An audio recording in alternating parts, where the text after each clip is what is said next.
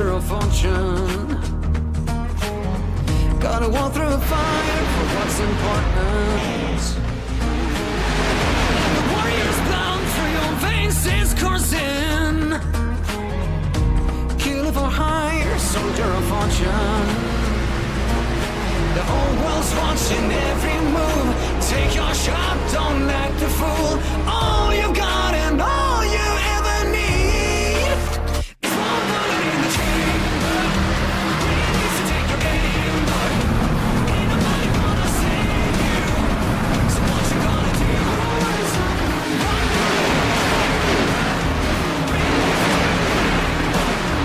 Ain't nobody gonna save you. So what you gonna do? Do or die, you're a mercenary. One of a kind that's your burden to carry. Go and make them proud, though it's necessary. Oh no, do or die, you're a mercenary. Now the whole world's watching every move. Take your shot, don't act the fool. All you gotta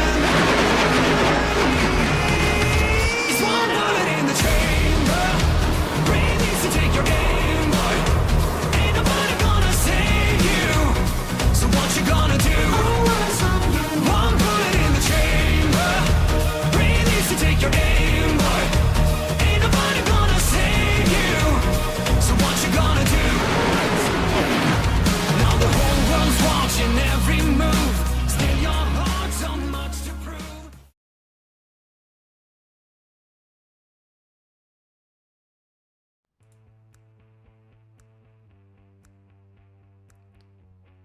Well, if my memory serves me correctly, today is June 26th.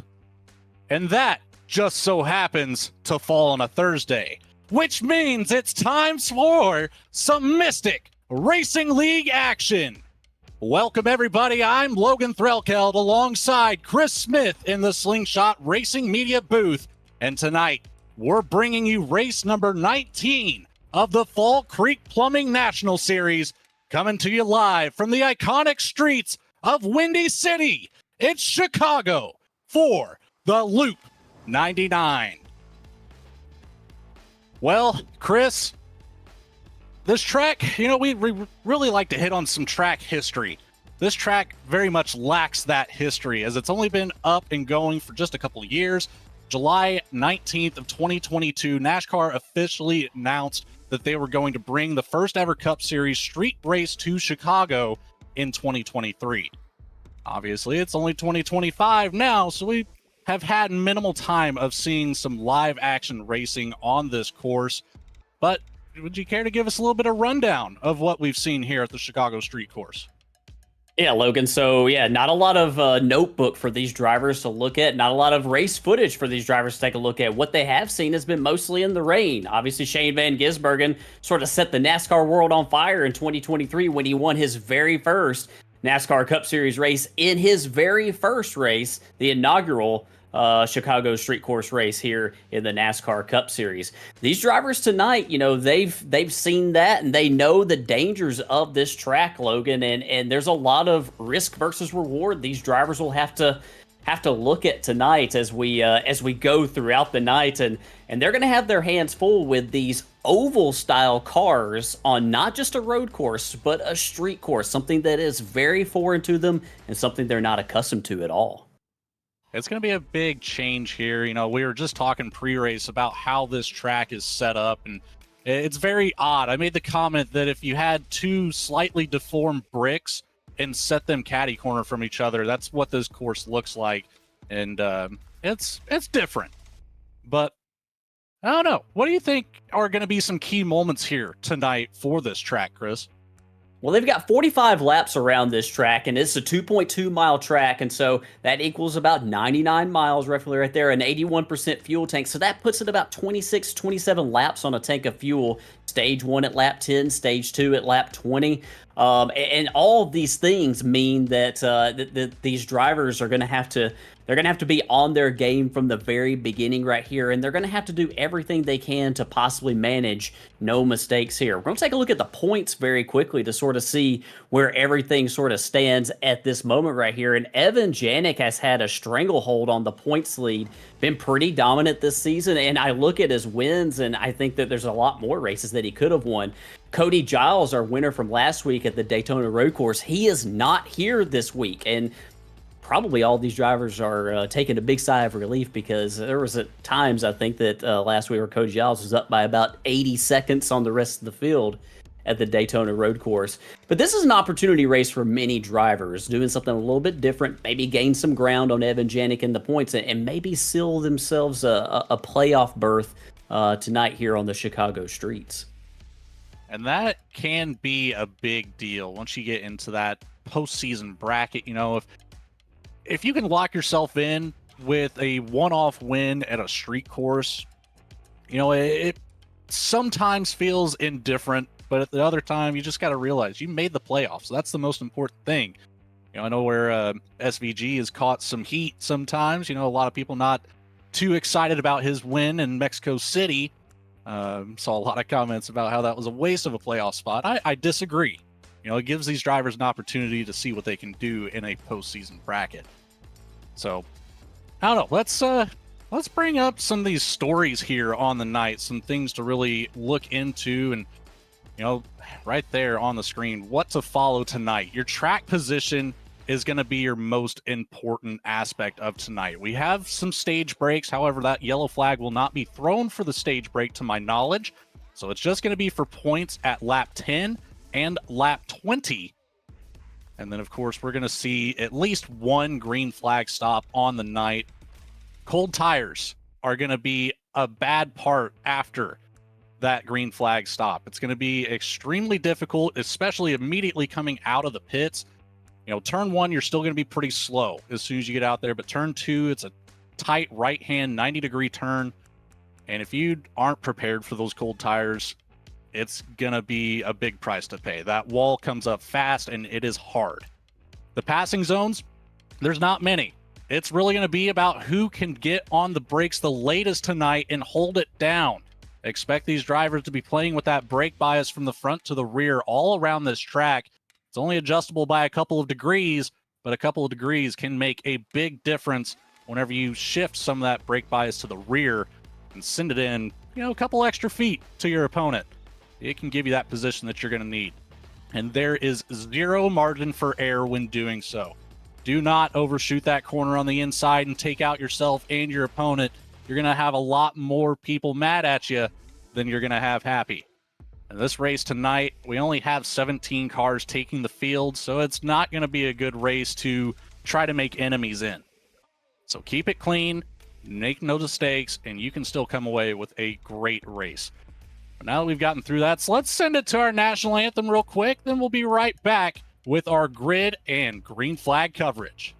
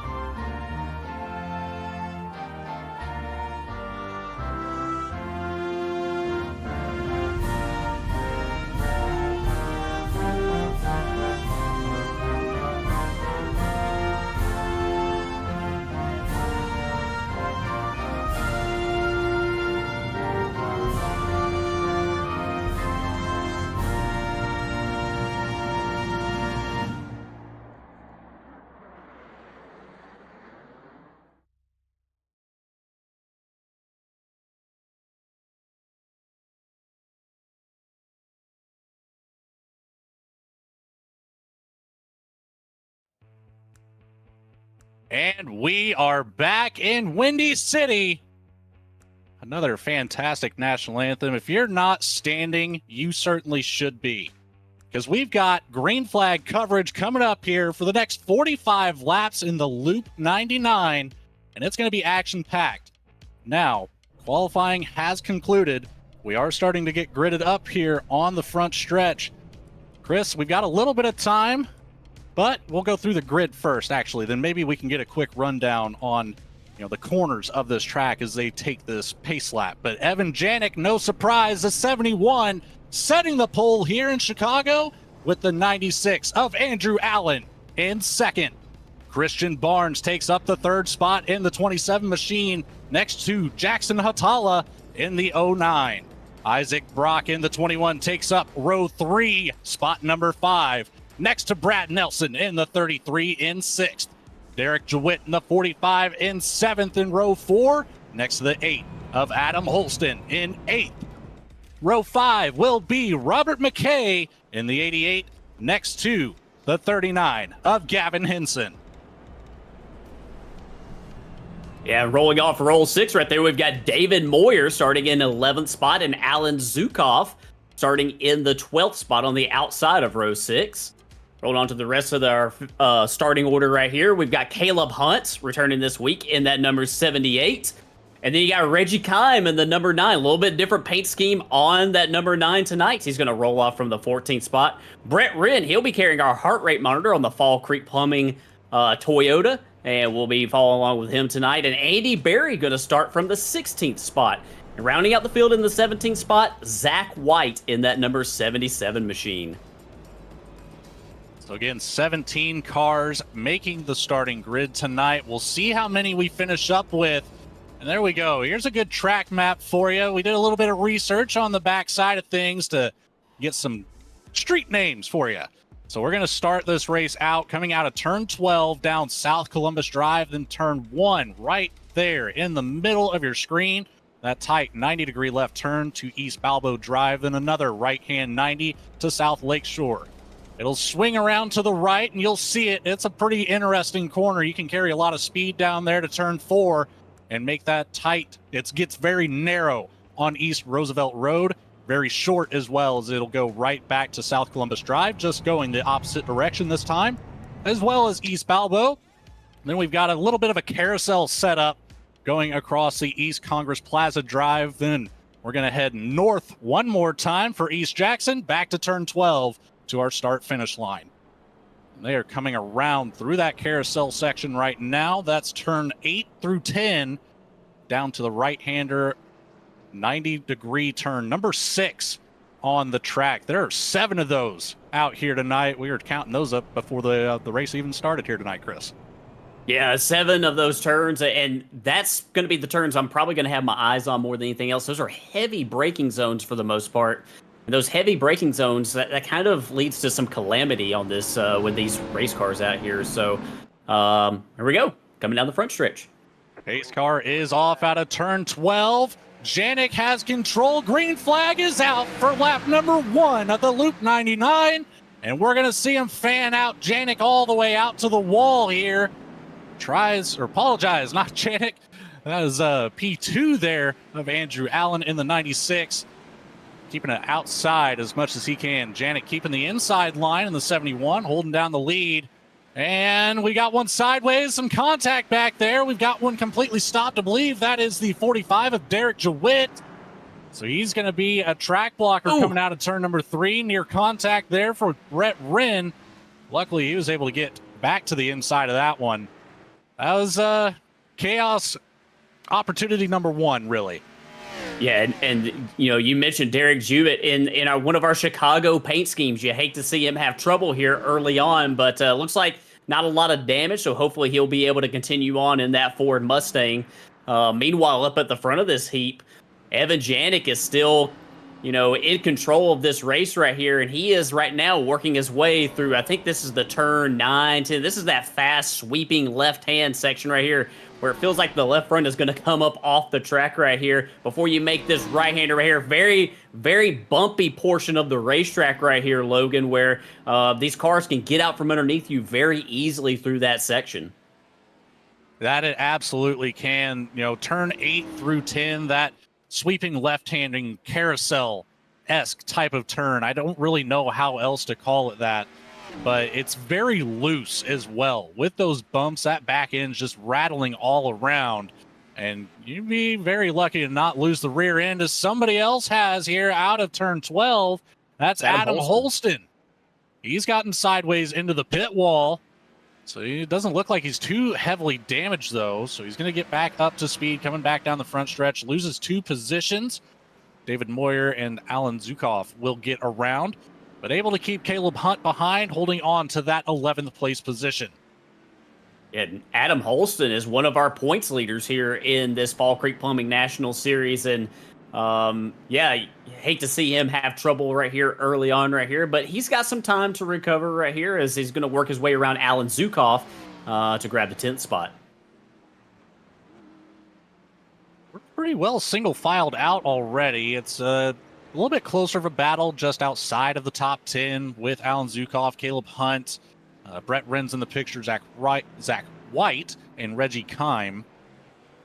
Our leader, Evan Janik, has already gotten out to about a 2-second lead over Andrew Allen in the 96. And you can see right there out of turn 10, he's got a lot of speed through there. He kind of kicks the rear end out to the left before hitting the wall.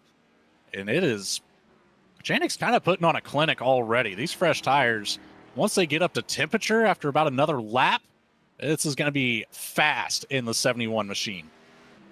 Yeah, he's doing an outstanding job, and we've seen Evan with this speed all season. I think he has 3 wins on the season this year in the Fall Creek Plumbing National Series. He's done a great job, and I mentioned it before. He's had some bad luck, and he could easily have about 6, 7, 8 wins maybe on the season. He's been that fast. Just circumstances have maybe not worked in his favor. But last week, he came from deep in the field. He came from the back. He had some trouble right here as we see a battle for the 3rd spot right here. Christian Barnes working his way possibly right here around Jackson Hatala into the 3rd spot. Janik has been, last week he came from the back of the field, and I don't think he really had anything for Giles, as we do have a caution on this. Oh, one upside down. Car upside down. That will certainly cause a caution.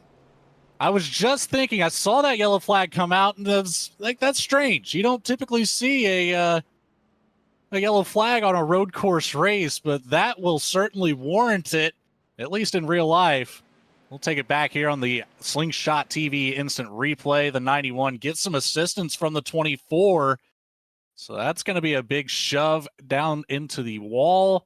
Spins it around, gets that front end damage. Where's this flip come from? It's got to be more contact here. I'm expecting a T-bone. There it is. Ooh. Oh, my goodness. The 9 of Reggie Kime right into the driver's side door and just flips Alan Zukov on his lid. The 45 is going to get involved. Derek Jewitt's going to pick up some extra damage. And now he's just going to sit there and spin like a top helplessly.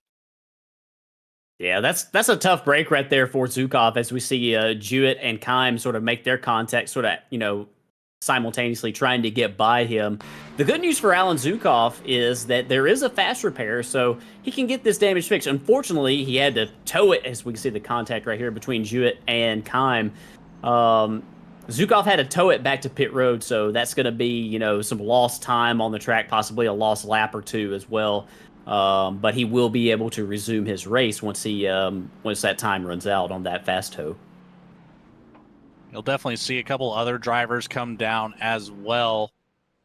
Get some of that damage repaired. You might as well. You don't have to use your fast repair just yet, so you don't have to worry about that. You also have 4 additional sets of tires in the pits. So what do you think? It's pretty early to say I'll take tires, but it could be a strategy. That's quite a few remaining sets for such a short race. Yeah, it really is. You got the tires, and I think that the thought is if we go green from now until the end of the race, you probably won't be able to use all those tires, Logan. So, I think it might not be a bad decision to come in and take your tires now. I think that if you're Evan Janik, I think that giving up the track position, the possibility of doing that and getting tore up might be too risky. But if I'm back there where Adam Holston is, and some of those guys are, I think that, my thought would be David Moyer, Brett Wren right here. My thought would be possibly come in, get some tires on this thing and maybe be able to work my way back up there through the field and maybe have a slight advantage here for a couple laps. That it could be. And, another thing that I'm thinking about now is fuel. At this point, that's going to be your best friend, is however long you can go, especially if you're driving the 71 machine. He's already shown a pace that is exceeding a second over his other competitors. So, that's something to keep in mind. If you're Evan Janik, is just top off with fuel maybe and just go a little bit longer. It's a strategy that could be played. I'm not saying it's the right one. That's why I'm up here in the booth and not down there on the track necessarily. So take what I say on that aspect with a grain of salt. Oh, yeah, here we go. We've got Andrew Allen, and we've got, I think that's Jackson Hatala coming down pit road. Also, Isaac Brock coming down pit road. So we got some takers right here. Hey, we're listening to you, Logan. Well, like I said, I don't know if it's the right call, so if this doesn't play out for the drivers, they are actually listening. Don't come after me.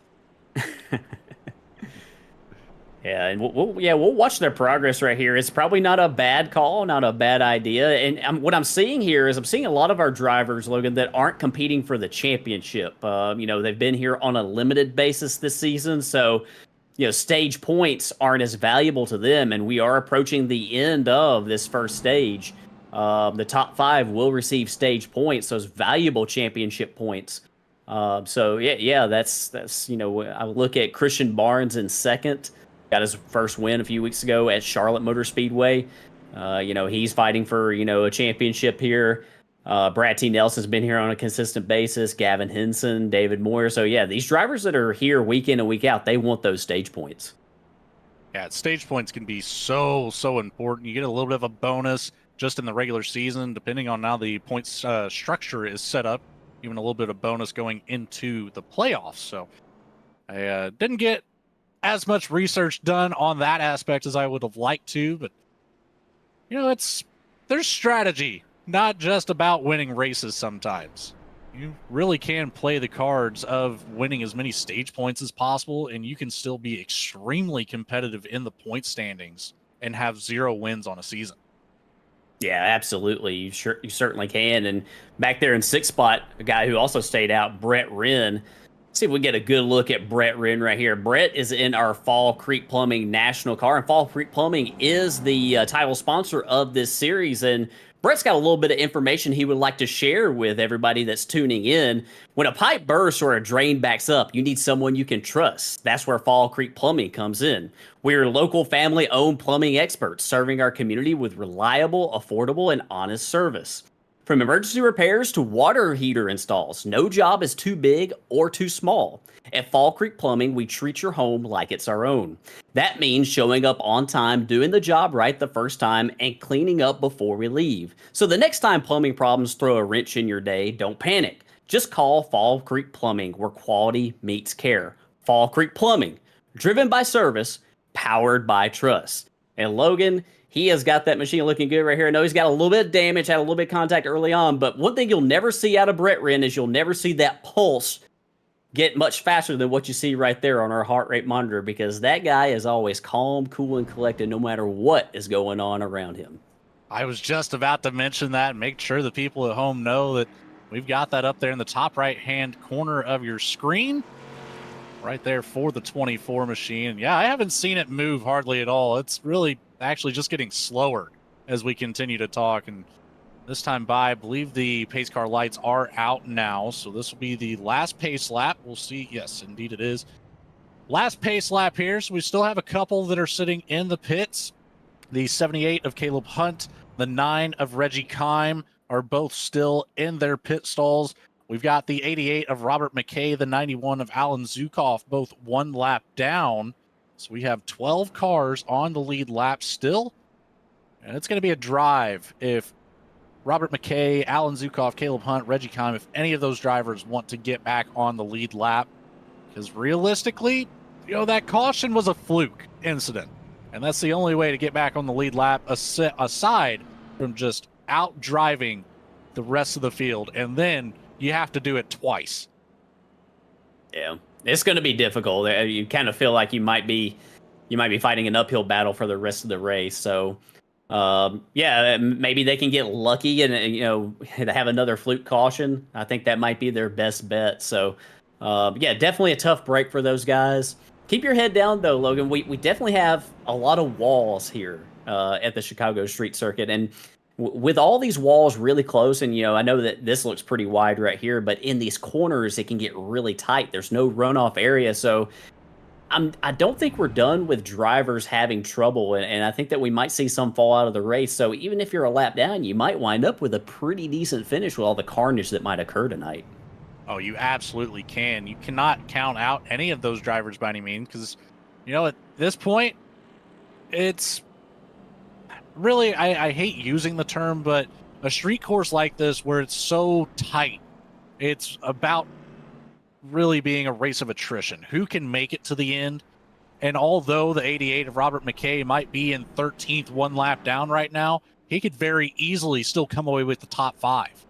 Yeah.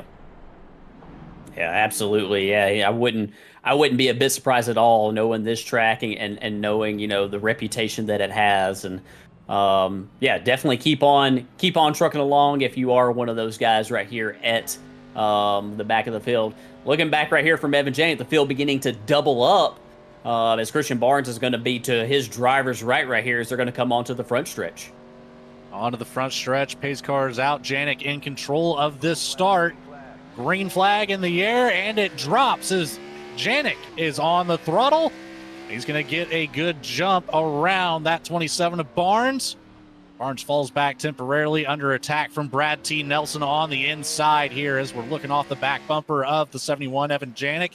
And you can see it there into turn 3. Already has about 4 car lengths advantage as the 33 and the 27 continue to battle it out side by side. And I tell you what, this is a tough place to be side by side at. They finally get single filed out. That is probably for the best on both of them. Is that right-handed sweeper coming down into turn 4 it's another one of those spots on the track like the carousel that's extremely loose out of turn 5. We are as well. Gets it collected back up. I don't think he lost any positions there. David Moyer doing a good job getting the rear tires back under it, but under threat now from the 24, Brett Wren. Wren sandwiched in the middle here. Who comes out cleanly? He sure does. And yeah, these are the fresh tires right here. There's Isaac Brock who came to pit road. Andrew Allen showed a lot of discretion right there. He could have easily charged up the inside right there, but I think he felt like he might not have had the room to cleanly complete the pass, so he got off the throttle. And unfortunately for him, he did lose a couple of spots to Jackson Hatala as well as Isaac Brock, also drivers who came to pit road to get some fresh tires there. Right, Evan Janik already 1 lap here. Oh, loose coming up the bridge. I didn't catch the number on that slide. Oh, and it's a parking lot in turn 12. And that will be that second caution. You got multiple stacked up in this one, Chris. Take it away. Yeah, we'll go back and see if we can figure out what happened. Jackson Hatala is one of those. We were just talking about him making a charge back up through the field. I wonder if this was an old tires versus new tires situation right here. Here he is behind Brett Wren, going over the bridge right here. See if we can... Can't really see it, unfortunately, because of all of the foliage there. So, well, yeah, we'll kind of rewind a little bit. So, yeah, he's falling behind Brett Wren. Yeah, we saw Andrew Allen try to make the pass on Wren before, and he closes it. Oh, and Wren had trouble actually in front of Hatala, and there was just nowhere to go. That just shows you the nature of this racetrack right here, Logan, where it is just so tight and everything is so confined. Go back maybe a little bit and we can see maybe what happened to Brett Wren to cause his issues in front of these guys. Wren right there in the number 24. Sideways. Yeah, I wonder if that's a maybe a little too much, maybe a wheel hop into that corner, maybe too much rear brake in that number 24 machine. But yeah, unfortunately for these guys behind him, they just had nowhere to go. Oh, you know what I think it is, Chris? I think it's a downshift gone bad. Oh, that's what that looked like because that rear end just kind of snapped out of nowhere. See, yeah, here we go. Man behind the camera, Johnny Rapp, getting us going here on this one. And I don't know, I couldn't quite hear it. What do you think, Chris? It very well could have been that. And that's something that, I'm not sure if Brett Wren is running an H pattern shifter. I don't know if it's a situation maybe where he had a money shift, maybe crossed the gate, or if maybe he just downshifted, maybe lost track of what gear he was in and went down maybe one below where he should have been, and just caused an over rev in the engine, those tires to over rotate, and unfortunately spun right around in front of Hatala. The good news for these drivers, if there is any good news, they've unfortunately lost some track position, but they're able to come to pit road and get their repairs. And Brett Wren is definitely going to be taking a fast repair with all that engine damage he had. And he's also going to pick up an EOL for causing that penalty. Jackson Hatala in the 09. He has also received an EOL penalty. I didn't quite catch the reasoning for that one. But we're going to have... Brett Wren was able to get it right down into pit road.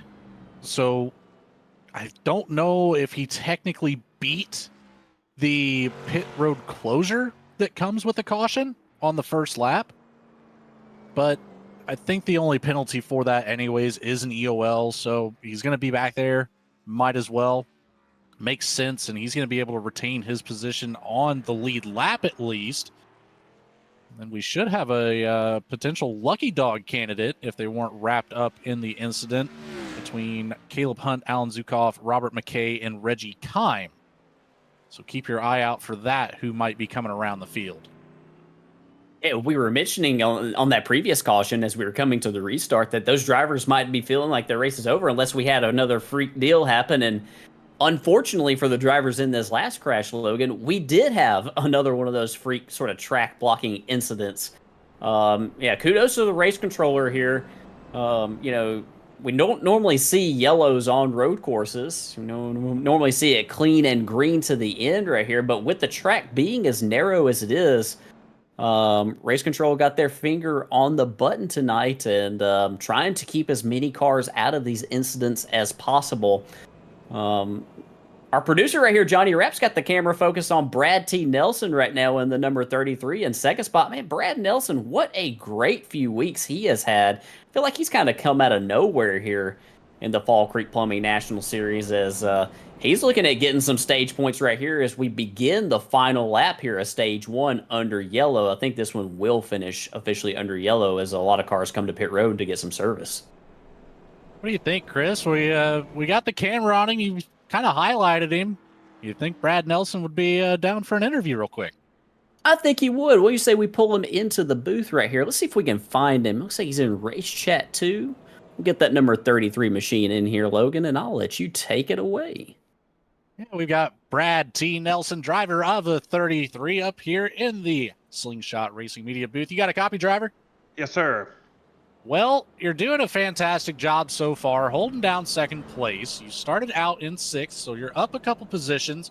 First of all, how was the drive through the traffic to get here? It's entertaining, really. It's kind of it's really entertaining. I figured as much. I mean, we are at Chicago. Everybody complains about Chicago traffic, including myself. So, entertaining wouldn't be so bad. But you're going to end up picking up some bonus points here for this stage. As we are on the final lap at the completion of this, you'll be picking up second place bonus points. What are you thinking here for the next stage and through the rest of the race? Do you have a strategy that you want to give us any hints at? Yeah, I'm going to try to not tear my car up, and I'm going to try to make a one-stop race here. When I get to the fuel window, I'm going to try to make it the rest of the way on one set of tires. All right, that's a good question to follow up with. What are we looking at with the fuel window here? It's going to be a little bit different, however, with the green flag conditions. That's true. Yeah, I think it's about right at 25 laps, 26 laps. So if I can make it to lap about 20, somewhere in there, I can make it. Good to know. So that gives us a spot to watch out for. Chris, you got anything for Brad? Great job keeping it clean right here, Brad, and just keep on keeping it clean, bud, and you'll find yourself right up here at the end of the race, maybe. We'll do it. Well, good luck going through the rest of the race, Brad. We'll get you back up to your team chat here, and maybe we'll see you at the end of this thing. All right, appreciate it, boys. Brad T. Nelson, driver of the 33. We'll keep an eye on that teal and black paint scheme and see what he can do at the end of this one. Evan Janik, however, is just being dominant at this track. It was kind of no surprise, so it's really going to be a battle up here around that second place spot, unless something crazy happens. We've already seen 2 cautions at a road course, so we're already up there on the crazy scale. We definitely are, Logan, and right now we're looking right here at Adam Holston, driver of the number 8, and you can see right there on our ticker right here, he is now leading the drivers who came to pit road on this caution. These drivers cannot make it to the end of this race where they currently stand, but they do have the benefit of having these fresh tires here, so they might be able to gain some spots with everybody having to make at least one more pit stop. You heard Brad Nelson talking about how much further he has to go right here. Yeah, so I'm gonna be having my eyes right here on Adam Holston, really high up in the points. Our winner from Martinsville earlier this season. Be looking to see if he's able to make his charge up here through the field and maybe find himself in position right here to gain a spot or 2 on this restart with those fresh tires.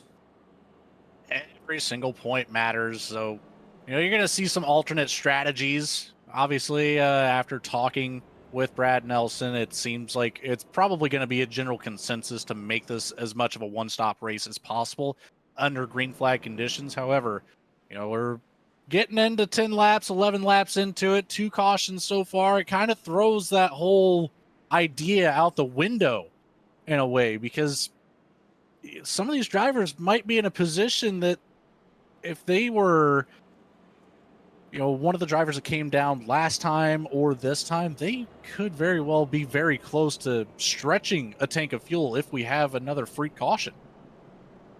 Yeah, they definitely could, and yeah, that's going to be an important story to keep our eyes on right here for the rest of this race. And a lot of things can still transpire. It's been pretty crazy so far.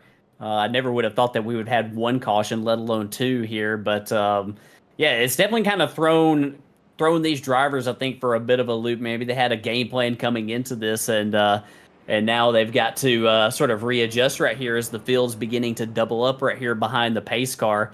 Opportunity possibly striking right here on this restart. The best opportunity that you might have to possibly gain some spots if you were to get a good jump on the competition. Yeah, this, the whole idea of trying to stretch out that fuel cell to the end of this race from this point is purely for the track position that we had talked about being so important earlier.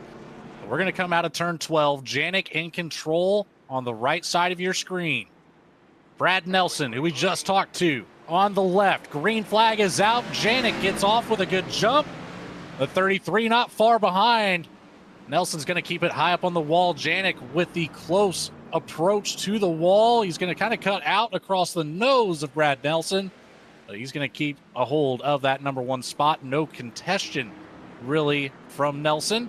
And he's clear off the back bumper as it's a battle for third side by side with Gavin Henson and Christian Barnes. They're spread out wide across the track there. The 39 of Henson giving just enough room for the 27 of Barnes to get up ahead. Down through turn number 4 we go. And there it is. You see just how narrow that is. We kind of talked about that in other sections of the track. That is the most narrow on the spot. That little tunnel from turn 4 to turn 5. It is only about 2 car widths. Yeah, it's very, very tight. And back behind Derek Jewett right here, that is Adam Holston in the 6th spot.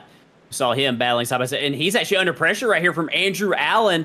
Allen's got that damage fixed on that number 96 machine. That's our outside pole sitter right there. And he is making a charge back up through the field. But as you can see right here, he just doesn't have anywhere he can safely go as he runs up on the back of Holston. Almost some contact between those 2 machines. It's close battling back here, and it's just as close with the wall. The passing opportunities, once you get on that back half portion of the track pretty well from turn 7. Once you get into turn 7, all the way to about midway after turn 11 is going to be your next passing opportunity. So you're missing about a fifth of the track at that point. Yeah, Gavin Henson up ahead of these guys. Henson kind of smoked the tires right there, and that's going to back everybody back up. Holston making a lunge right there at Derek Jew, trying to get out of his mirror, trying to sort of just show him like, hey, I'm peaking right here. Maybe not going to make the pass, but maybe making him think about it, trying to maybe force Jewett into a mistake. Derek keeps that car, though, pointed straight right there, firmly in the 4th spot. As Holston's beginning to get a little bit more pressure right here from, that's Andrew Allen, as well as David Moyer back behind him. I tell you what, from the shot down there, looking from turn 5 all the way to turn 6, Evan Janik and Brad Nelson have such a large lead right now. They looked like they were cars that were about to be lapped by the whole field. That was a massive gap. Janik was turning into turn 6 as half the field was still in that tunnel between turn 4 and turn 5. So he's just putting on a show already out of turn 11 across the McDonald's Bridge into turn 12. Back down to the straightaway of South Columbus Drive. And we've got a battle back here around the 5th place position, more side by side. Andrew Allen, Adam Holston into turn 12. They'll get some separation here. It looks like that 8 machine of Holston was going to set up for an over-under move. However, Andrew Allen was able to maximize the width of that car through turn 12. Did not give an opportunity to the 8. They're going to single file down the front stretch. That's going to be all she wrote for that one for the time being. But I like what you mentioned there, Chris, about filling up the empty space of the mirror of the person in front of you. All you have to do is just play a psychological game.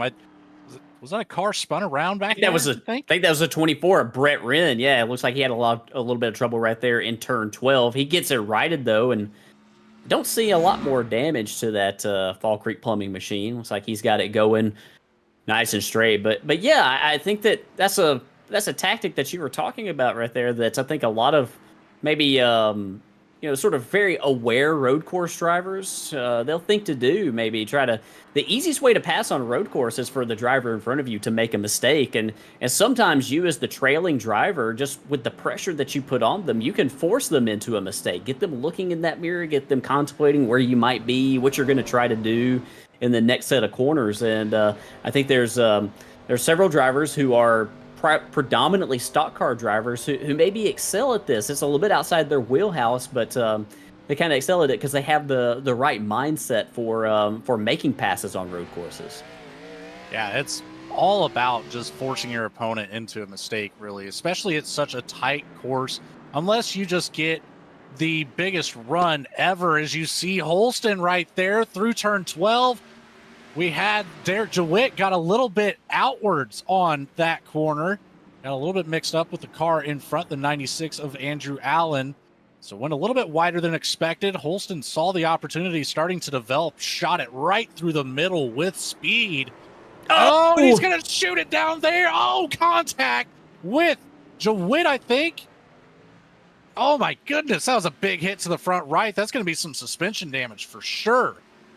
See if we can get that back here on the replay. It just overcooked it a little bit right there. Adam Holston in the number 8. He was showing a fair bit of speed right there. Like he's trying to make the pass right here on Derek Jewett in those Chicago colors right there. And he gets around him right there. And just carries a little too much in there. The back end comes right around on him. And this right here just speaks to not having anywhere to go. You're just so locked in. It looks like Jewett just drives into him, but I'm just telling you, there's nowhere to go. You're already committed into these corners. The line is so small. It's so narrow. There's just no escape around this 2.2 mile street circuit. And there's no opportunity for braking that isn't already going to wreck you as well. You're already turning in. You're halfway through that corner trying to keep your momentum. And as soon as you hit those brakes, especially if your brake bias is set a little bit too far back, that rear end is coming around and you're backing it into the wall and could very well end your race. Yeah, absolutely. And right now, we have the camera right here focused on Andrew Allen in the number 96. Allen putting a little bit of pressure on Gavin Henson. This is a battle right here for the third spot. I think Andrew Allen might be looking back at his decision early on that first caution when we saw Alan Zukov turn over. I think he might be looking back at that with some regret because he had a fair bit of speed right here. He's going to look drivers left on Henson. Oh, this is tough right here through this fast right-hander. Oh, they get really close through there. But Andrew Allen's going to complete the pass. Allen's got better speed, I think, than what his position has shown. He's been battling back ever since he got caught up in that track blocker caution on the second caution. But he is working his way back up. He's already back to the third position. Now he's got his sights set on Brad Nelson in second.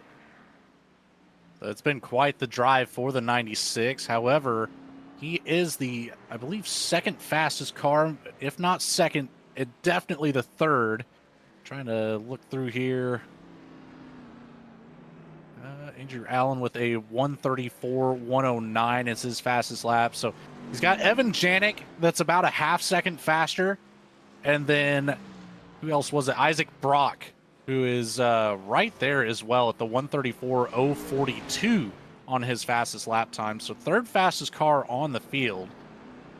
What a drive he's putting together here. A good green flag run would definitely benefit him in the chase for that second spot.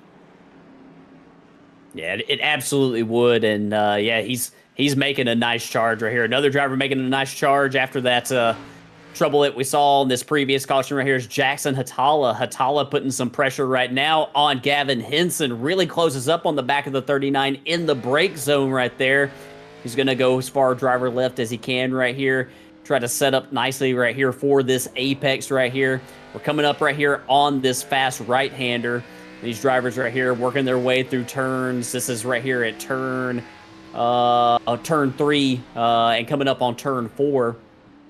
Coming up on East Roosevelt Road in this short little section right here before they hit turn 5 and hit South Columbus Drive right here. Jackson Hatala right here. He's getting some drive off this corner right here, Logan, and I think he might set up for this next break zone right here into turn 6 before they turn onto East Balboa Drive. He absolutely is, as he's on the driver door. To the inside goes Hatala. Pass completed.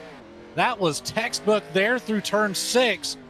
Will he be able to hold on to it in turn 7? He gets out to the outside of the corner entry and maximizes that one. A little bit of wheel spin there from behind, so he'll be able to extend that, and some contact back here.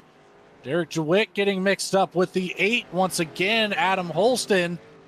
They put each other into the wall on both sides of the track, diving down into the T7.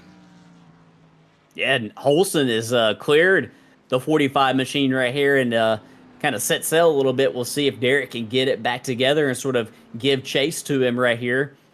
As 45 might be struggling a little bit on pace at this point of the run right here, especially when we consider, I'm looking back at this previous pit stop right here. Yeah, Adam Holston did come to pit road on this previous one.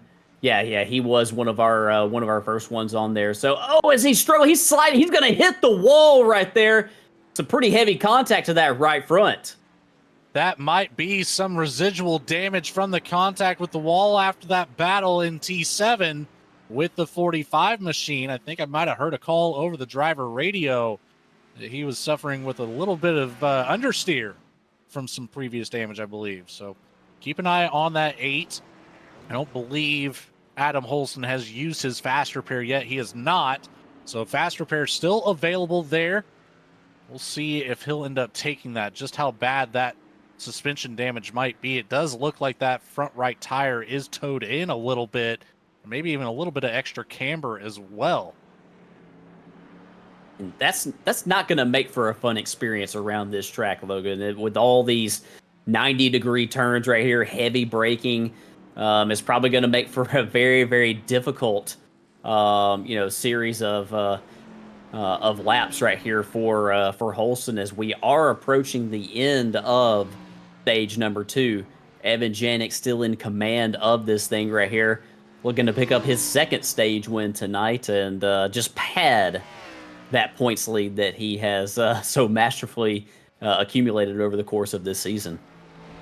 when you're kind of a road course ringer, this could definitely be your specialty. Pick out every single road course on the schedule and just take all the stage points away, take away the win points, and lock yourself into the playoffs. See what you can do. We talked about it a little bit pre-race. Evan Janik here navigating some lap traffic now. So that's going to put, I believe that was the 24 of Rin. I think that was... No, that was Zach White. Yeah. 77. And so he's now down 1 lap. That's going to leave us with only 9 on the lead lap, Chris.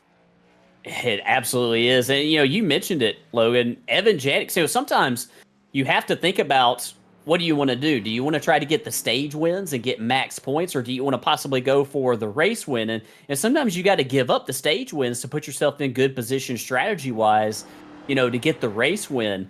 But with as fast as we got a little trouble right here, Jackson Hatala, it's like he has looped it right there.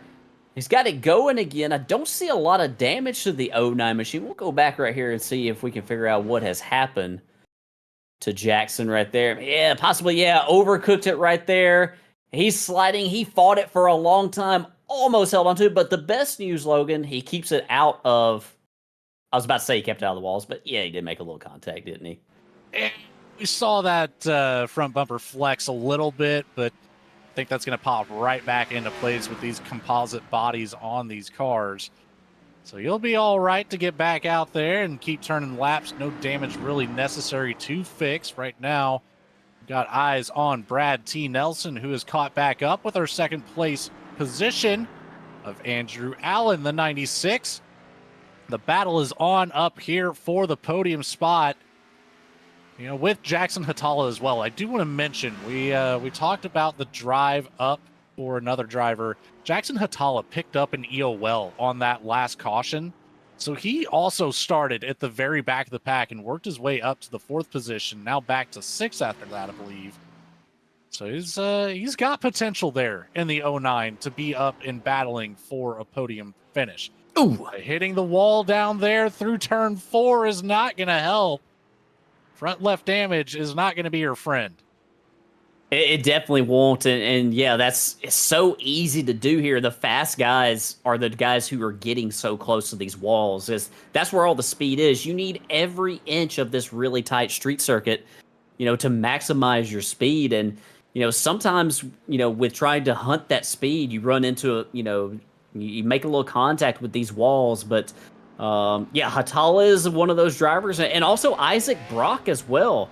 Isaac Brock is another driver who, ran into some trouble along with Hatala and Allen. He is on sort of the same stint as them, the same strategy, and he is up here in the 5th spot, driving his way back up through a lot of this traffic right here. And that car, that 21, and he made some contact as well. Man, it's just a commentator's curse, man. The camera is on him, just every single time that we go to one of these drivers to make a little bit of wall contact. But nice drive from the driver of the number 21 tonight. He hits the wall. The wall again. That's definitely front right damage on the suspension. You can see it wobbling as that car is uncontrollable right now for Isaac Brock. That does not look comfortable. He'll certainly pull it to the inside wall here. So I would still recommend trying to get around the track and back to the pit. Use that fast repair if it's still available. Let's take a look. The 21, yes, the 21 still has that fast repair on hand. So now he just needs to get back to the pit to use it. You certainly don't want to try to use that tow truck out here, and he's going to. Man, that is unfortunate. There's no chance of recovering from that. That's about a 5-minute tow back to the pits. Yeah, that's unfortunate because, this probably would have put him in the window to be able to make it to the end of this thing. We got 24 laps to go here in the race. The numbers that we got, you heard Brad T. Nelson talking about it when we pulled him into the broadcast booth. Thought that they could go about 25 laps, about 26 laps on a tank of fuel. So we're sitting there at the unofficial number right now to be able to make it to the end of this thing. No takers yet on pit road, but super unfortunate for Isaac Brock. If he could have made it, that might have put him in a fairly decent position to be able to make it to the end of this thing. Well, trying to find some more battles out here on the track. Nothing really starting to form up. We've got a lot of gaps through the field of, 3+ seconds. Adam Holston, the closest one to a position change here with Derek DeWitt in the 45. So we'll keep our eyes here for the moment. That's one of my favorite shots on this track is that cross-section area with turn 1 and turn 6. Depending on what camera angle you have, you can see the traffic going the opposite way on the other side of the track in the background. It's such a cool feature of this course. It really is. And, watching the real life NASCAR races here, whenever you see a driver in the tires, maybe in turn 1, and then you see the traffic literally just feet away from him, going the other direction. It's just a cool perspective and something that you don't see very often on any course, but especially a NASCAR course here as Adam Holston trying to make up some ground right here on Derek Jewett. He's getting there. These later braking zones are starting to work out a little bit for the 8 machine. You are at risk of using up the tires a little bit more. And, one thing we haven't touched on at all tonight, Chris, is the temperature out on the track. I am showing 103 degrees on the surface right now, which is extremely hot for Chicago standards. And just road course racing in general, whenever you throw on top of everything, just how tight this track is, I think that's where we're starting to see the issues that we're seeing had right now. There's a lot of tire wear just from the heat. Once you get those tires up to, beyond the temperature, they just turn into, it's like driving on ice is the best way I can say it. It certainly is, and our producer Johnny Rapp and I were on the track last night. You saw it here on Slingshot Racing Media. Logan, you were on the call for that race in Portland, and that track temperature was way cooler than what these drivers are experiencing here tonight, and I still felt like I was sliding around. So, that makes for a very difficult night, especially when, we've been bringing it up often, especially when these drivers are not accustomed to this type of racing. They're not used to road course racing. This is not necessarily something that they are that comfortable with, as we see Brad T. Nelson say he's under some pressure from the lap machine right here of Isaac Brock, who is on fresh tires and with a fast repair, fresh set of shoes out here. So, these drivers got their hands full for sure on this hot, slick surface. And it's kind of one of those things where it can give you a false sense of security, too, because we do have some high-speed sections of this track. Right now, we've got some lap traffic. It's the 21 of Isaac Brock. He's gotten repaired, back out on track, good to go. Trying to get back to the lead lap. 1 lap down there in the 9th position. Got around the 33 of Brad T. Nelson. That's going to be your ultimate display of old tires versus new tires, which is kind of what I'm touching base on here. This South Lakeshore Drive from turn 2 down to turn 4, the sweeping right-hander that we're going to see coming right up on the screen now, it can get extremely loose with the heat and the tire wear that these drivers are experiencing. This is the fastest section of the course, and you can spin up those rear wheels pretty easily as you start to make that right-hand turn. As you see, the 21 kind of overcooked turn 4, but he got it slowed down enough to not go through the drive-off area or get into the wall, so a good recovery there. That is, it looks like now going to get off the racing line. It's going to let some drivers get by now. We did have a little bit of trouble right here with one of our top 10 runners. David Moyer is currently showing as off track. I'm not certain what happened with David. We're going to see if we can get a replay right here and see if we can see what transpired with that number 47 machine. Looks like we might go back a little further here and see if we can figure out. Yep, there he is on pit road. Yeah, and we see some damage on that number 47 Chevrolet. I'm not sure if he had contact with something or somebody out there, or if he just decided to park that machine. But very unfortunate for David Moyer, who has been improving week in and week out in that number 47. I wonder if he had issues in turn 2 on the cold tires. I saw the left side up whenever we saw the shot of him in pit road. So we touched base on the cold tires there. at the pre-show segment as one of the major stories to follow, and maybe that's what got him. I'm not sure. I'm trying to look back through myself. I'm not finding it just yet. We'll update that as soon as I have some more information. But David Moyer, he's not alone, as Christian Barnes, Brett Wren, Caleb Hunt, and Robert McKay have all taken it behind the wall as well. Their night is done. So this is good for Reggie Kime at least. That number 9 has a chance to gain one more position on the night and work his way a little bit closer to the top 10. However, 4 laps down, and Alan Zukov in the 91 currently holding the 10th spot is only 2 laps down. So Reggie Kime's going to need a little bit more luck on his side, but hey, a little bit of extra points never hurt anybody. Back up here in the mix of the action, we're looking at that number 8 of Adam Holston, keeping an eye on him. Gavin Henson within just 1 second here of Brad T. Nelson. We might see that battle pop up for the 3rd place position at any given moment. It just takes one bad corner. Yeah, it absolutely does right there, as Holston right there really putting that pressure on the number 45 of Jewett right there.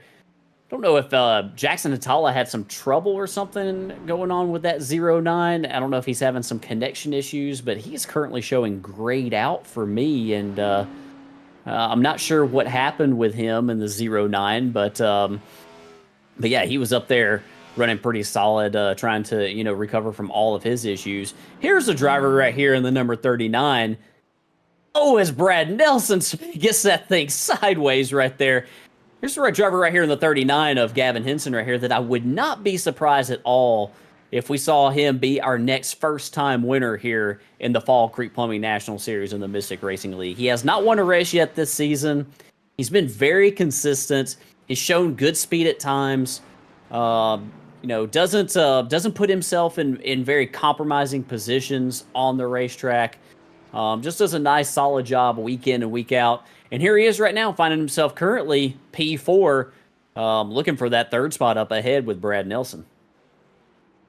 And I have confirmed Jackson Hatala has left the race. So the 09 backs it out from the 9th position, 2 laps down. So that's another spot that Reggie Kime will be able to regain, as he has plenty of laps left to get back around the 09 machine. And that'll be a top 10 finish if the 9 holds on to it.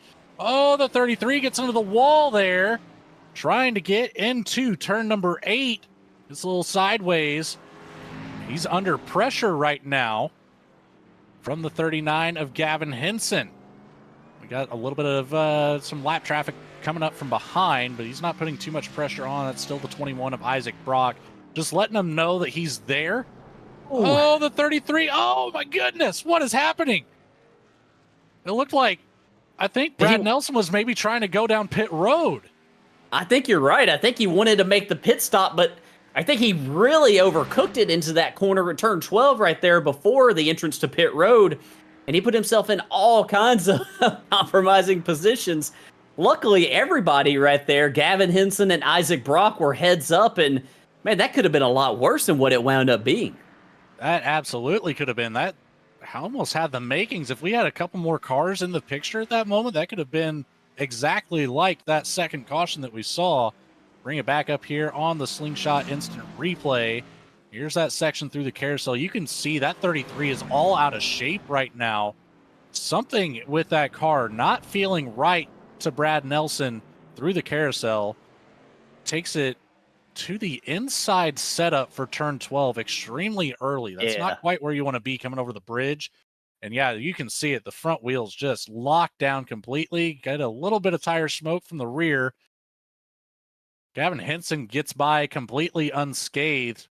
Isaac Brock gets a little bit of contact, but I really think Brad Nelson fared the worst of it. You see that front right bumper, it's pushed in quite a bit. Luckily, aero is not that important here. You only have the 1.5 really high-speed sections of this track. Yeah, and I think that he was trying to signal, by going drivers right there that, he's intending to make a pit stop. Unfortunately, I don't think that works here, just because you really need every inch of real estate. You really need to set yourself up for the corner right there. And yeah, Nelson is going to take it to pit road right here on this lap. You can see up ahead Gavin Henson as well. making his pit stop on this lap also. So crisis kind of averted, but yeah, we'll see right here if Nelson decides to get that damage fixed with his fast repair here, or if he decides just to try to get it done with the pit crew maybe on this stop right here, as these drivers are making what might be their final pit stop of this race. Realistically, if we keep it under green flag conditions, after talking with the 33 earlier, we're within that fuel window, so we should see it go all the way to the end. We spent 14 seconds in the box, so that will be a top off on fuel and 4 tires for both Gavin Henson and Brad Nelson.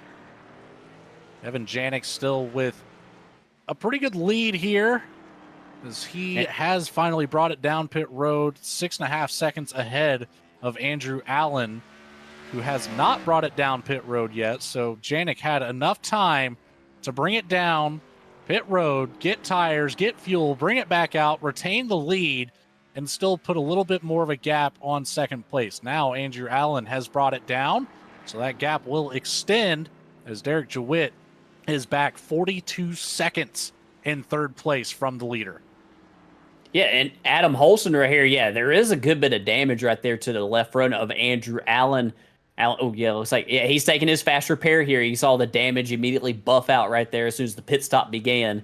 Yeah, Adam Holston right here is the driver who I'm kind of looking at right now to possibly be able to gain some track position on Derek Jewitt right there in the third spot. Jewitt on those 23-lap old tires right there.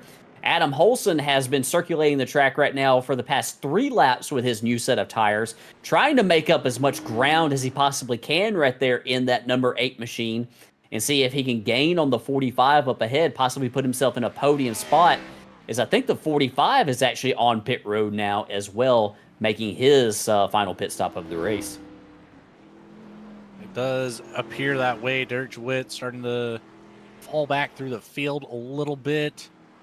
Yeah, I believe he just came out. Yes, he did. The 45 back out on the track, 7.1 seconds in the box. That is a fuel-only situation for the 45. Interesting call there. This is the first driver on fuel only to try to make it to the end of the race. That is an interesting call, and we'll have to see how it goes. We'll have to see if he gives up, much track time or much pace, I should say, compared to his competitors. You have to figure he is going to give up a little bit, but I think he might have felt like he was in that position where he had to possibly gain as much time as possible. So we'll have to see if the time gained right there is going to be a benefit to him before the end of the thing, if it wouldn't have been better for him to get tires right here, as we're going to focus back in on Brad T. Nelson right here in the 5th spot in that number 33 machine. I don't dislike the call by Derek Jewitt by any means. He is the last car on the lead lap there in the 6th position. So, he's got room to work with behind. And I don't know, it's everybody ahead of him took tires. The pace has certainly fallen off by nearly 2 seconds, I believe.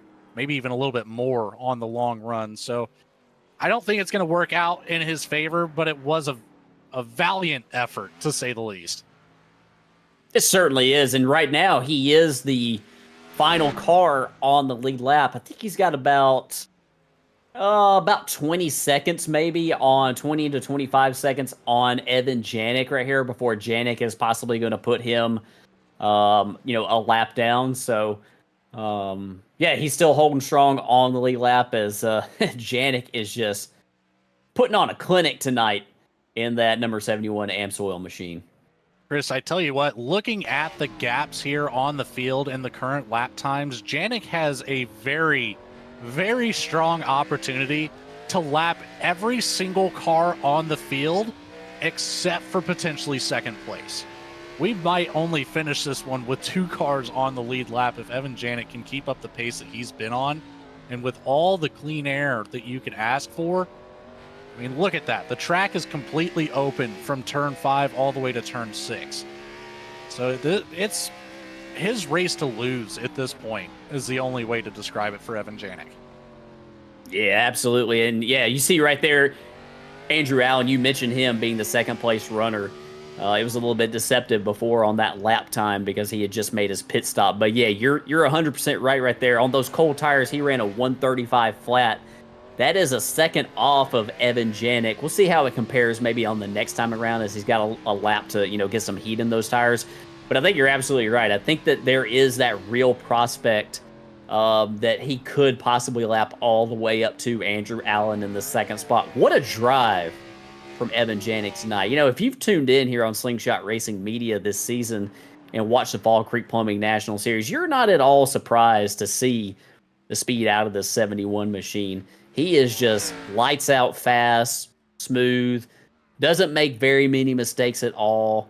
And he's a real life racer as well. Like he's got the mentality, he's got the discipline, he knows what it takes, and he's making it happen here tonight on the streets of Chicago.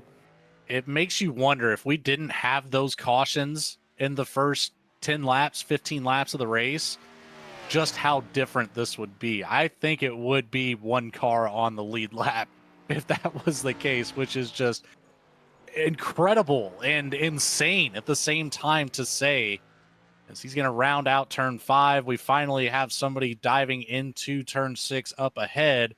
That is going to be the 45 of Derek DeWitt just up ahead of him. Now into turn 7 there for the 45 machine. Gavin Henson making a charge up here. Looks like he's about to overtake for that third position back to the podium. The 39 is looking to take advantage. The 8 struggled to get around some lap traffic there through turns 10 all the way, or turn 8 all the way to turn 11. And the battle is on. Brad T. Nelson navigating that lap traffic now. Go ahead, Chris. Sorry to interrupt that. Gavin Henson right there, he is a driver that's got a few lap fresher tires than Adam Holston. Holston came to pit road kind of early, Logan, on this round of pit stops that we had. So he might be suffering a little bit from that. The difference right there, Henson coming to pit road 4 laps ago, whereas Adam Holston came to pit road 7 laps ago. So that is maybe the speed difference that we see right there between those two cars. So the best thing for Henson to do right at this moment is just to put pressure on Adam Holston. You have 13 laps to go here. You don't need to make the pass just yet. Just make that driver ahead of you abuse their tires, and then that pass will come naturally. So that's all that the 39 needs to do right now. Just hold on to this position. Mistakes will be made as long as you keep the pressure on. Unless it is just the perfect drive from here on out is what Adam Holston will need to do to hold on to this podium position. So keep an eye on this battle. Closest one on the field. So we've got gaps of up to 45 seconds for position, 51 seconds for position. It's all over the place right now as we only have just 10 left out of our starting 16.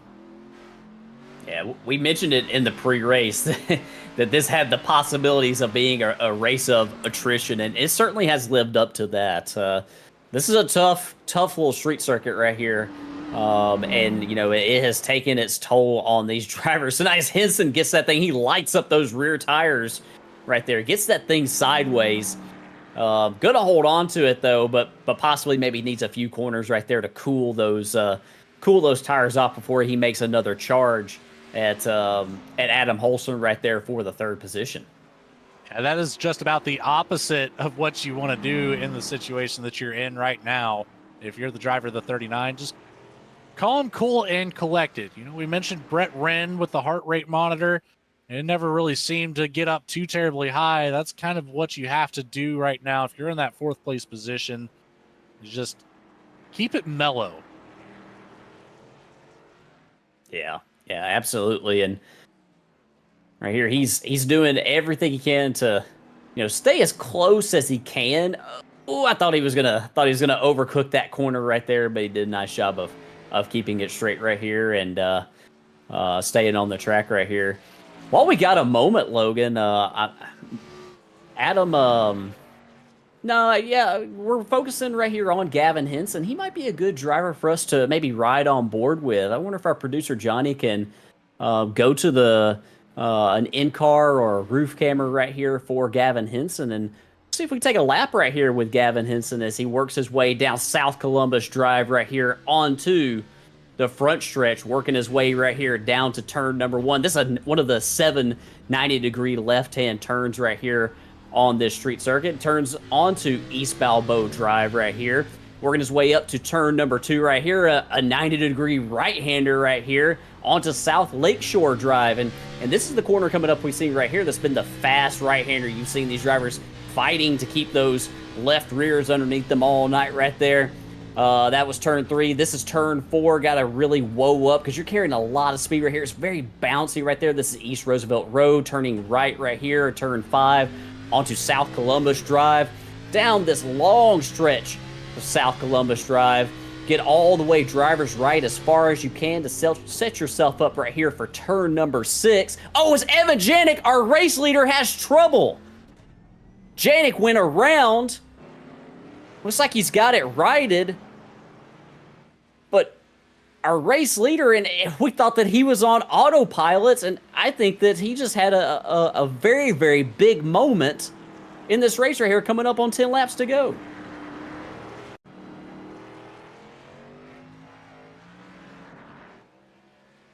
I think it's coming up right here, possibly. Evan Janik has been pretty automatic this entire race right here. Yeah, he overcooks it right here and gets that thing stopped. That could have been a lot worse. It could have been much worse. What an incredible save. A little bit of contact to the inside wall. Locking it down there was a great move. I was just speechless by that. That caught me completely off guard. I was not expecting that out of the 71, but that's just a perfect example of how treacherous these road course races can be. And, we're, like you said, coming into the last 10 laps, so these drivers starting to face that fatigue. You can see that turn 4 there, it comes up on you quick. There's bumps coming through turn 3 that can really unsettle the suspension. I think that's exactly what happened. He's got out a little bit too far to the wall, maybe tried to overcorrect it. I'm not too sure, but what a save, man. That was just impressive. It is, and when you've been out front and been dominating so effectively for the entire race, that is a wake-up call right there. And I bet that we'll see Evan Janik still be fast, like we always see him be fast, but I bet we'll see him maybe bring it down a notch or two right here in these closing 10 laps with a almost 40-second lead. I do just have to say probably the most impressive factor on the track right now is Evan Janik has set a new fastest lap for himself at 1 minute and 32 seconds and 0.570 rather. So that is a full second and a half faster than our next fastest lap on the field, which is the 21 of Isaac Brock still. Or apologize. Yes, the 21 of Isaac Brock. Thought somebody else might have passing there, but that 134.042. So that is a huge difference in pace. It absolutely is, and yeah, what a drive right here. And Andrew Allen and Isaac Brock are also a fair bit faster than all of their competitors really around them. Andrew Allen right here in the second spot. They've got a good amount of speed right here also in their cars, and they're still a second and a half off of Janik. It really speaks to the speed that you see out of his car. So our lap got cut a little bit short. We were working our way through with it, but hopefully we're riding on board with Gavin Henson. Show all of our viewers who are watching here on YouTube who have chimed in the chat. We're watching all of you in the chat right here. Brett Wren, Joshua Gillen, some of our drivers. Saw Alex Pollock earlier as well. Of course, Connor Lyons always tuning in. Hey, if you're here watching one of your drivers, let us know who you're pulling for in the chat. Give us an idea of who's here and who you're pulling for, and maybe give a little bit more love to some of those drivers right here in the closing 9 laps before we end this thing. It is almost said and done. Let's see some of these the fans out here in the chat. Who are you rooting for? I like that. Let's get them involved here as we are in the closing laps. We don't have a whole lot of time left, but who are you here to show your support for tonight? And we'll keep a tally of that, see who's got the most fans in the chat. We'll see if we can count that up in the next 9 laps. And Alex Pollock making note right here of Evan Janik's lowest and highest position tonight is first. Yes, Alex, that's right. I think Alex, I saw him make a comment earlier tonight. He's normally one of our regulars here. He says, I skipped tonight. Hard pass on this track. Alex, I don't think I blame you too much. If there was a track that I would skip, it might be this one. This is a tough circuit. Really, really tough. I mean, even for a road course specialist like Evan Janik, we've seen how he looking like he's on automatic out here on autopilot, still, having some trouble around this course right here. So, it's definitely been some tricky conditions out here all race long right here. Brad T. Nelson hits the tire barrier. Kind of just grazed it, luckily. Man, these tires are starting to get slippery out there. What are we looking at temperature? It's back up to 105 degrees. It has not gone down to the double-digit numbers, and it is showing right now. You see a whole lot more sunlight on the track here. This time by loose out of turn 5 goes the 33. Got to keep an eye on that. He cut that corner a little bit shallow. He was off the racing groove, a little less extra grip there on the fresh concrete surface of the Chicago streets. And that will certainly get you loose. That's another thing we haven't really talked about, coming across these bridges here between turn 6 and 7 and then turn 11 and 12. Those bridges, you're coming up to speed once you reach the peak, and you have to make sure that you time that right foot off throttle at the right moment. Otherwise, you can get extremely loose and spin up those rear tires whenever you're hitting that peak of these bridges. You see it a little bit there. The 33 gets loose as he's coming back down the bridge on the other side into turn 12. Nothing doing, though. Got it collected back up. A little heavy on the throttle coming out of turn 12. Got a little sideways down the front stretch here of South Columbus Drive into turn 1. One more time. We are 7 laps to go, Chris. Yeah, I think that you bring up a really good point as we are working the final 7 laps of this thing. On a typical street circuit, I try to think about some of the street circuits that I know from real life racing. Long Beach is one of the first ones that come to mind. There's not a lot of elevation change typically on a lot of street circuits. This one has a fair bit, as Evan Janik goes a little bit wide right here, but no harm, no foul right there.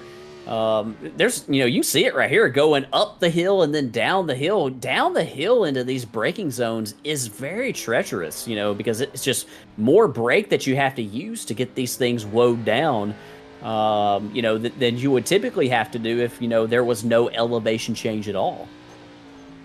Now, that is a big factor here that you just don't see at most road course races. At least not with a peak like that, as Janik sends it a little bit too deep into turn 11. Kept it off the wall, but the 71 struggling here in the late runnings. And I don't know if you're keeping an eye on that gap, but second place is getting closer. Every mistake that Janik makes right now, that gap closes. It was nearly a full minute back to second place, I think hovering right around 50 seconds or so. He's cut it in half, just 25 seconds behind now. You have to wonder, does Janik have enough in the tank here to minimize these mistakes before that checkered flag flies? Will Andrew Allen have a chance to take P1 away?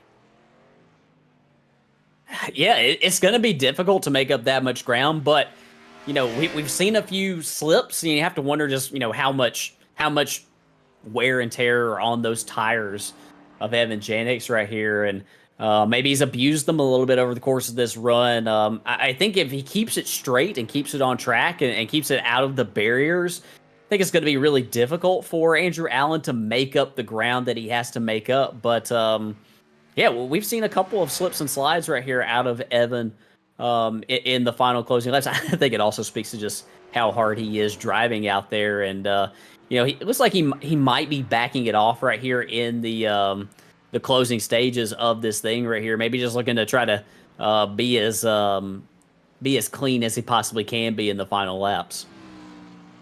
That would make sense. Back it down. You've got 20 seconds to play with here.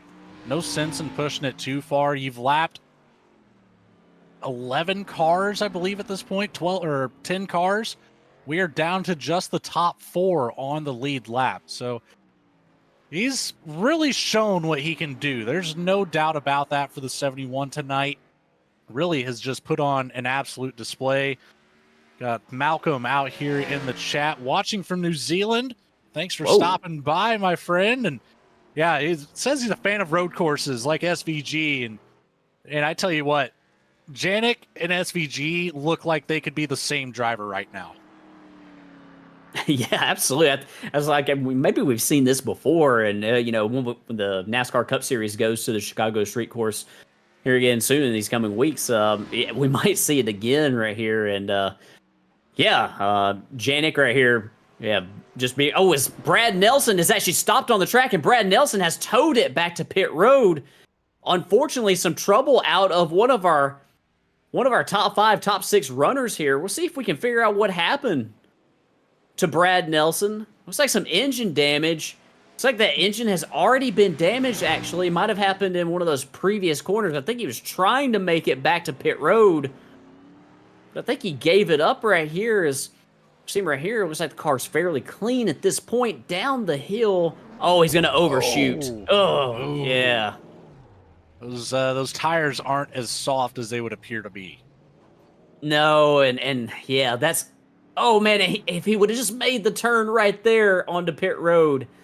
I'm not sure. I can't remember if he's used his fast repair or not. He has used his fast repair. So that that's was a race-ending blow there of the motor.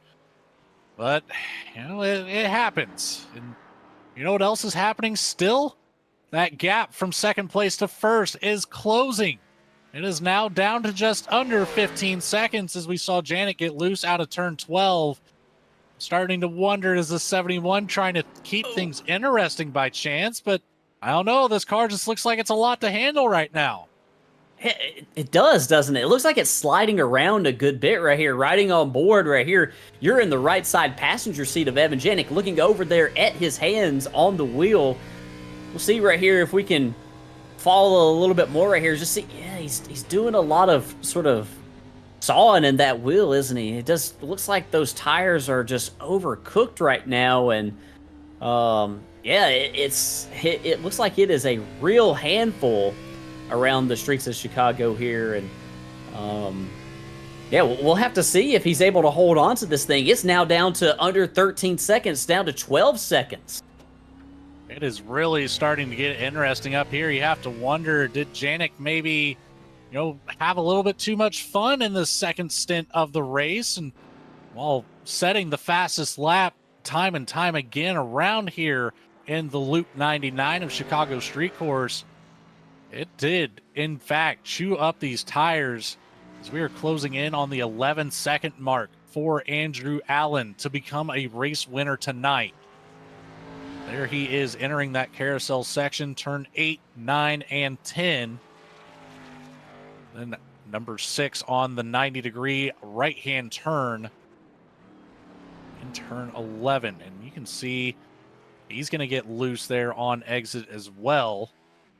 But right there at that 11.3 second margin up to first place.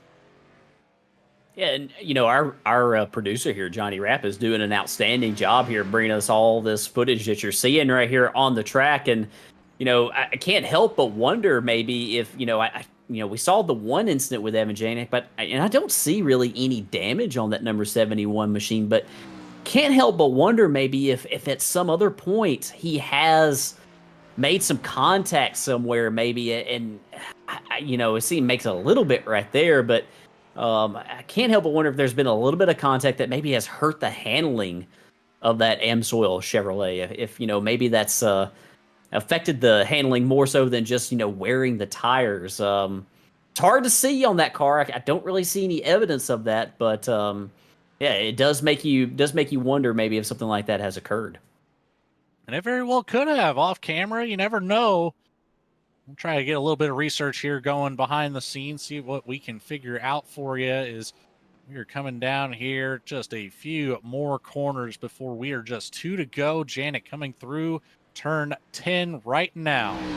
2 more right-handers before that checkered line on South Columbus Drive. And then it'll be 2 laps to go. Andrew Allen now within 9 seconds. And that gap still closing at a great pace from 9 to 8.5 in the matter of just 1 corner. Down into turn 12 goes the 96 machine to the long straightaway here into turn 1.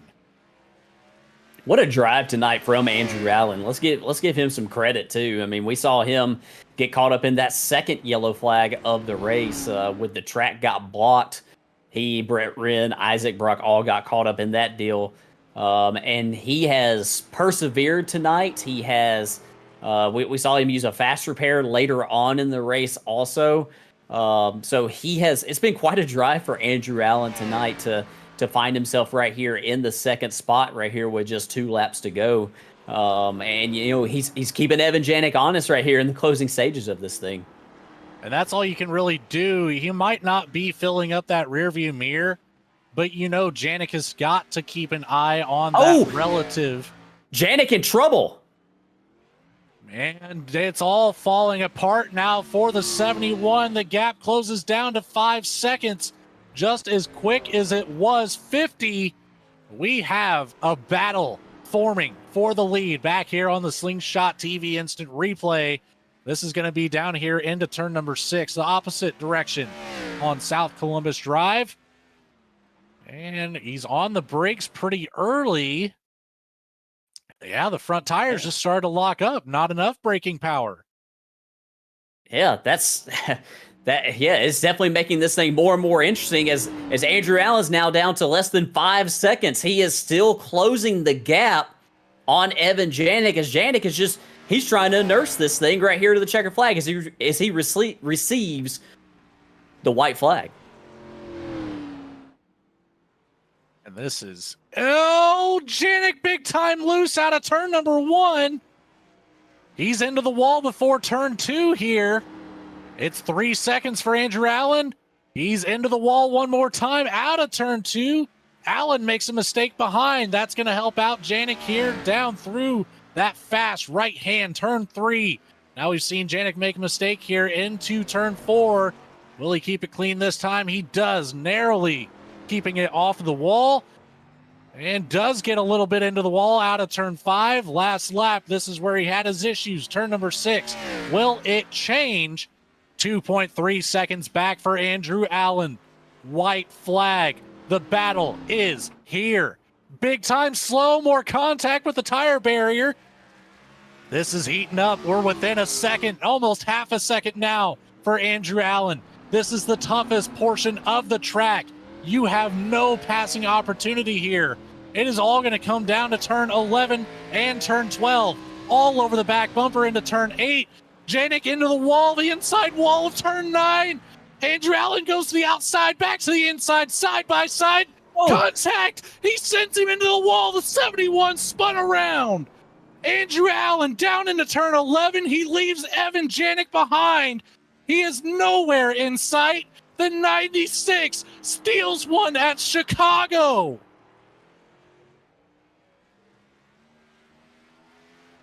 I don't know what to say, Logan. What a turn of events here in the final stages of this thing. It looks like Evan Janik was just going to cruise to the checkered flag, but it all came undone here in the final closing stages of this thing. Andrew Allen seemingly coming out of nowhere to take the checkered flag. Chris, I stood up so fast, I nearly sent my chair through the wall behind me. That Can't was believe it.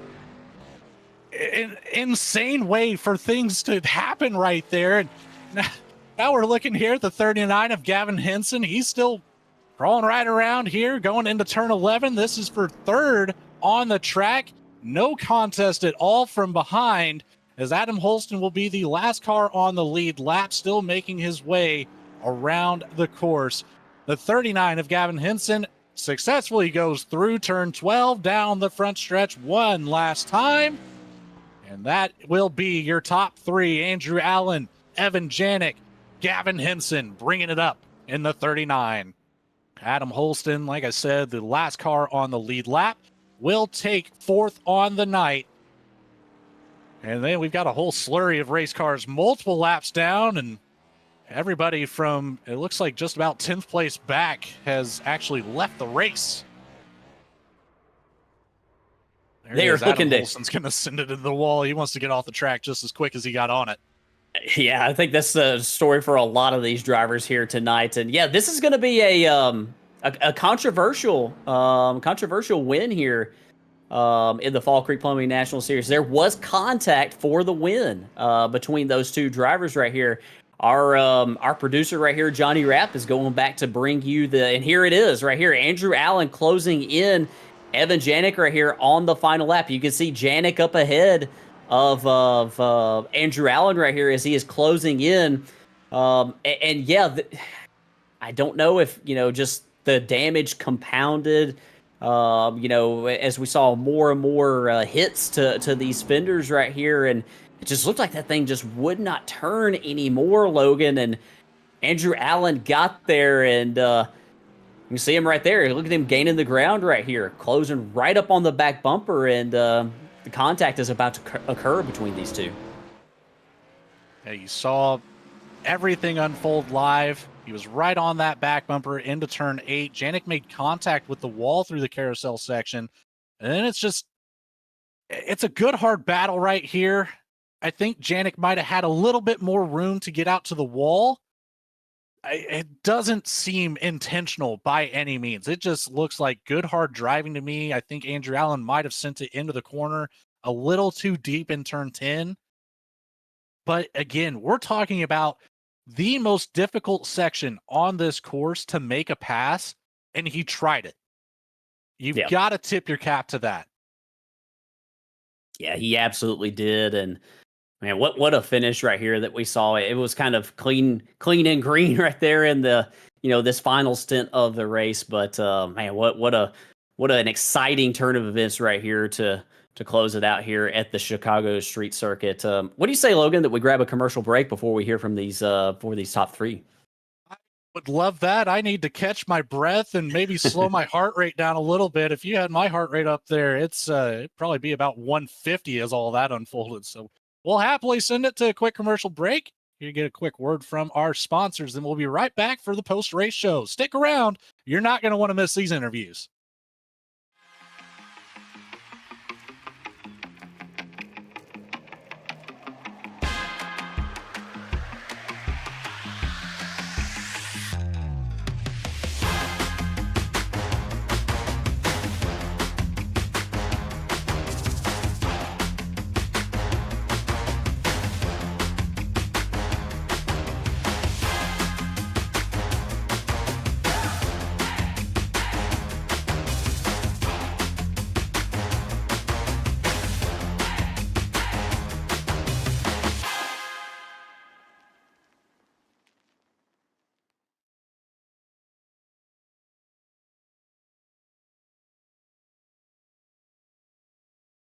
Well, what a race.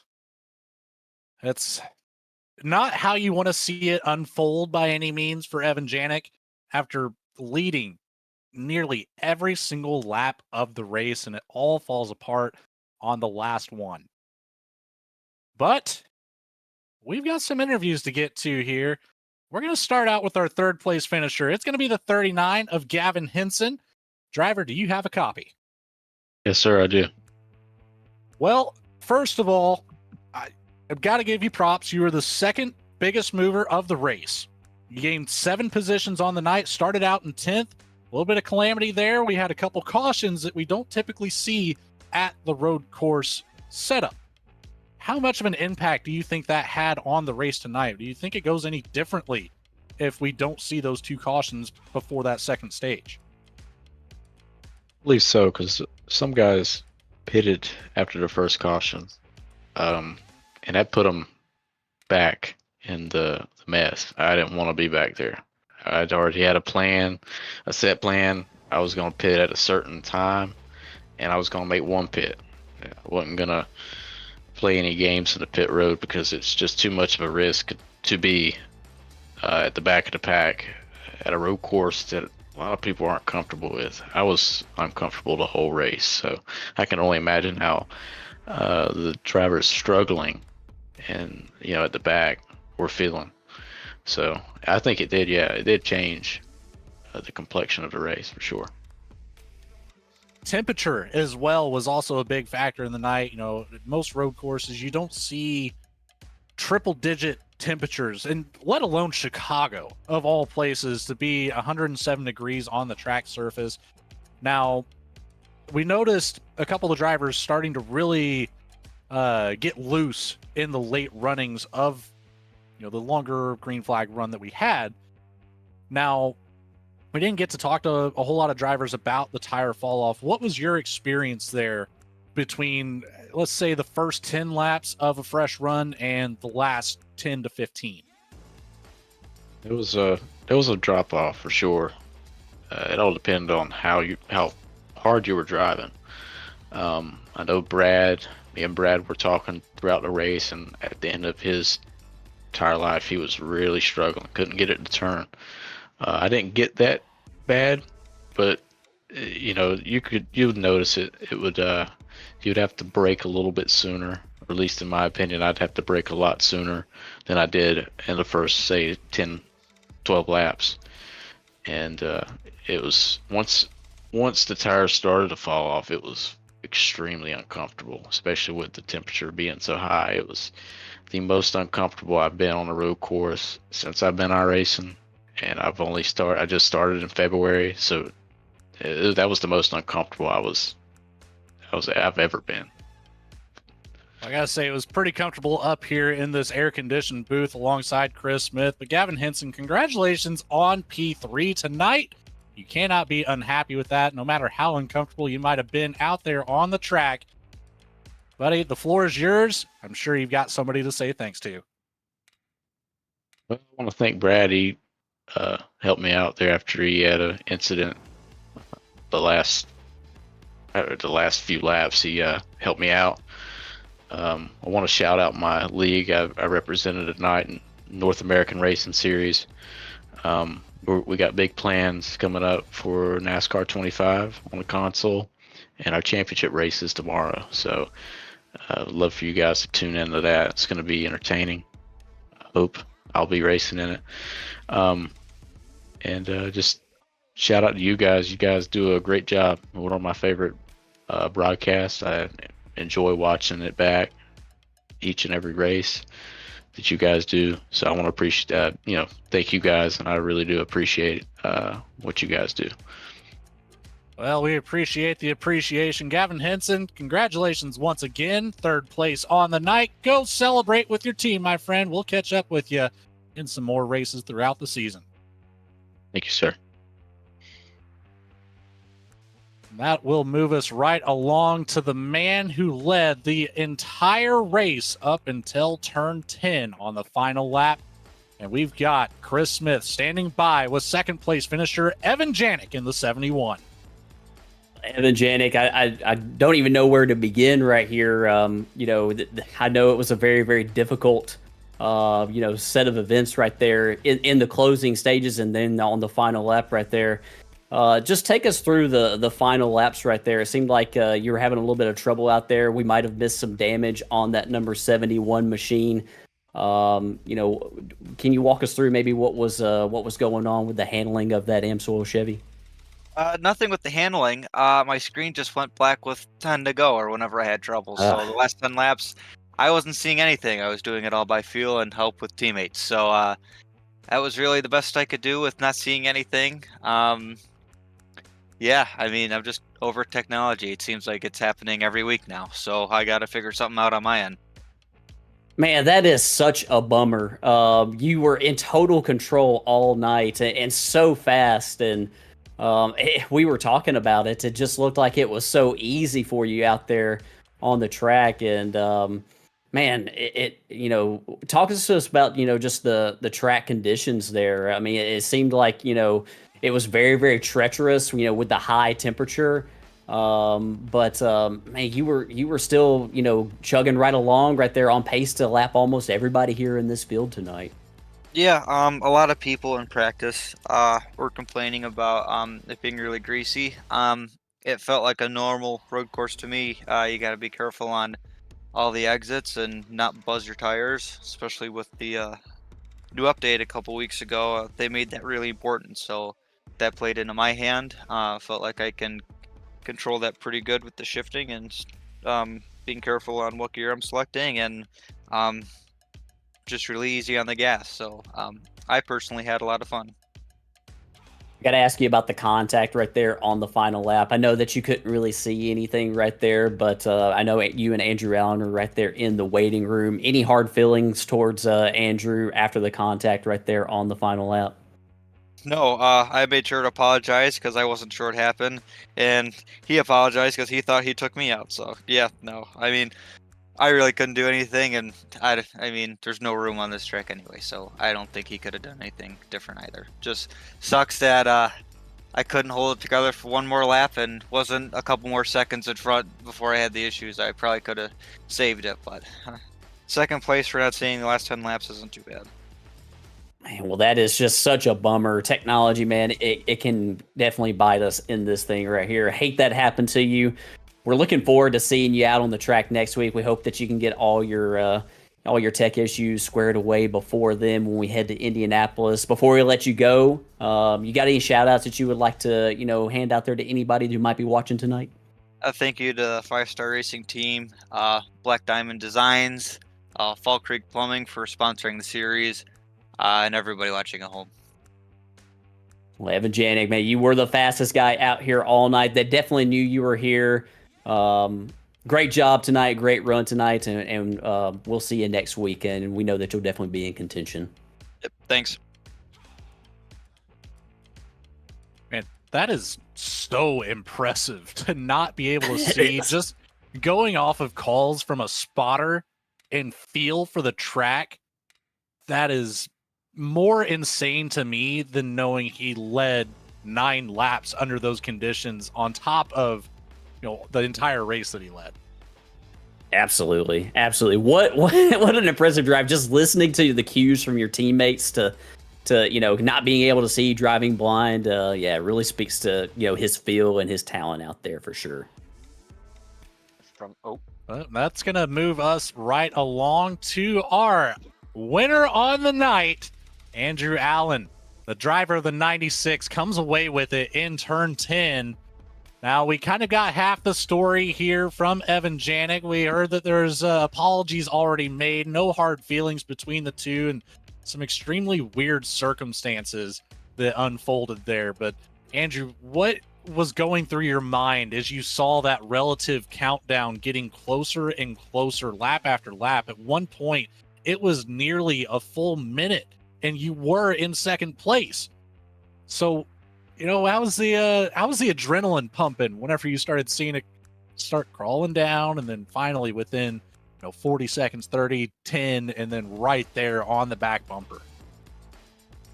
Yeah, I don't know about what. I mean, I know what happened. He explained it to me, and I mean that's terrible. That's just a terrible situation. I kind of checked out. I was like, you know what? He's gonna win. I'm just gonna log some laps and get some practice in for tomorrow. And I look at my relative at one point. He said he was 41 seconds behind me. I was like, okay, I'm just gonna not look at that. I'm just gonna run. And then at one point, I was like, you know what? I'm gonna look at the relative, see how far back he is. And he wasn't behind me, but he was 18 seconds in front of me. So I was like, oh, something happened. That's not good. So at that point, I was like, you know what? What do I got to lose? I mean, I don't really run for points in this series.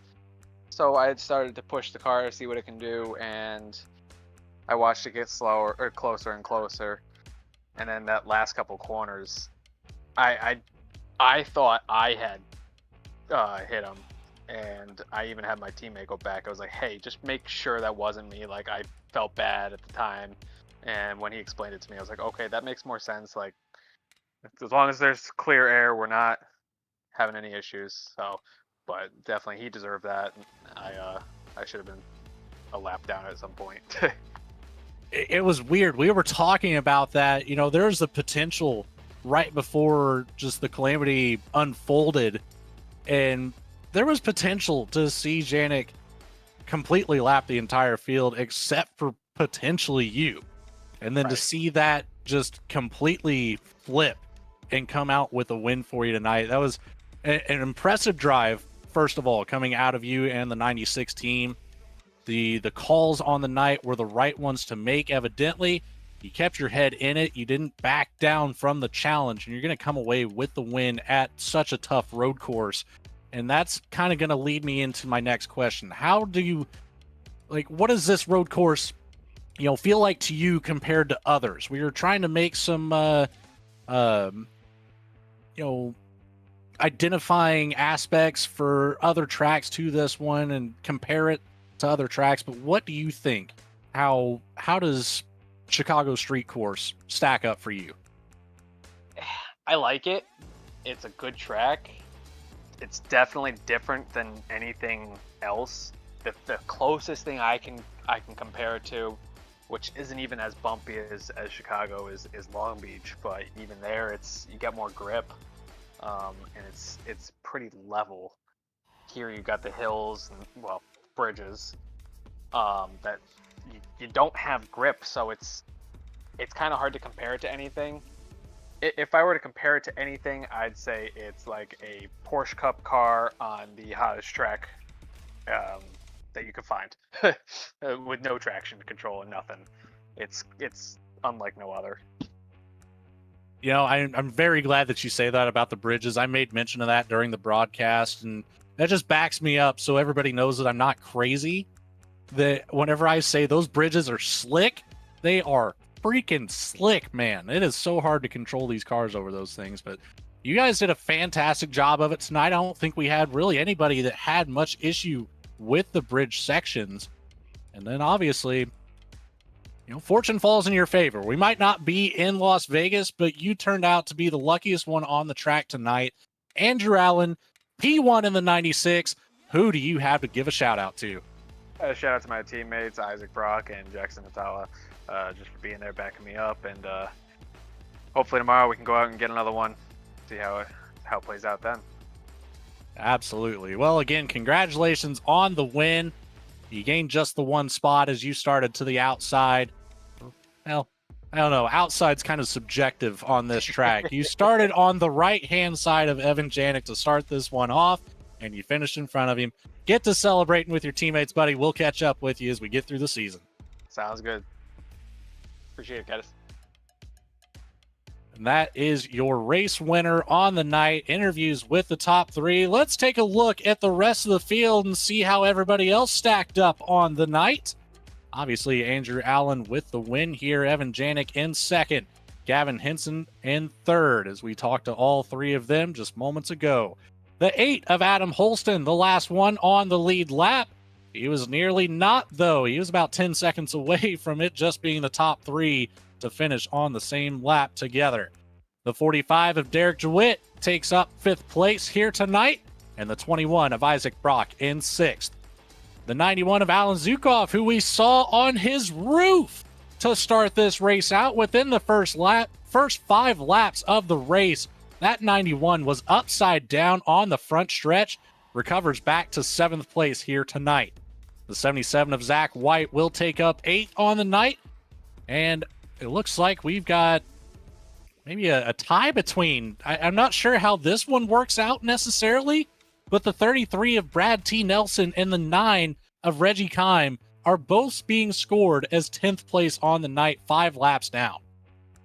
That's pretty wild, Logan. Yeah, I'm just now noticing that. We'll have to sort through the scoring of that one right here before we hit the track next week at Indianapolis. I don't know if I've ever seen that before on the surface. So yeah, definitely very interesting right there.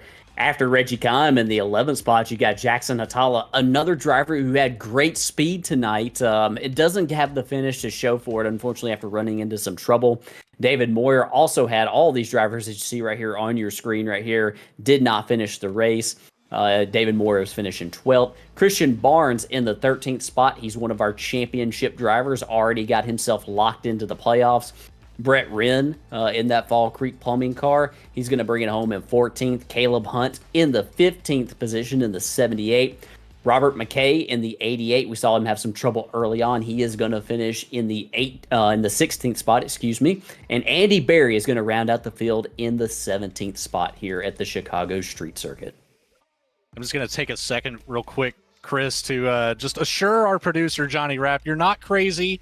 I see it too. It does show 10th place on the back half of the screen.